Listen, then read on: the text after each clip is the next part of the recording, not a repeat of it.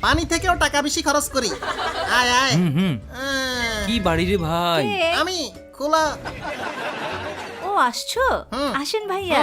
আয়। ধন্যবাদ ভাবি। বলছি না আমার পুরনো বন্ধু। ভাবি কেমন আছেন? জি ভালো। হুম। আপনাকে স্বাগত। জি। নাস্তা পানি দাও। সব রেডি, আসুন। আয়। হুম। দরজা লাগা। ও বাড়িটা সুন্দর না? কাশ্যা, হুম। তোর দ্বিতীয় বউটাও সুন্দরী। দূর। আরে কাশ্যা, ঘুষখোর। ভিতরে হ্যাঁ, চল। জুতা খুল। আরে হুম? এইটা কি জিনিস? হুম? এটা বাঁশ থেরাপি। মানে জনগণকে দিই না ওই বাঁশ। কি বলো? ব্যথা থেরাপি। এভাবে হাঁটলে পায়ে মাসাজ হয়, ও। পায়ের ব্যথা চলে যায়।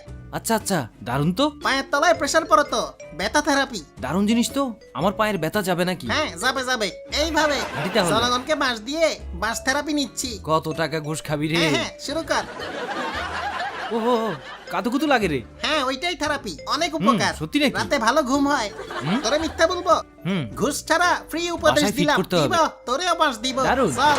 চল। ও আ, কই আয়। এইটা তো নর্মাল বাড়ি দেখি। এটা একটা প্রাকৃতিক জিম বাড়ি।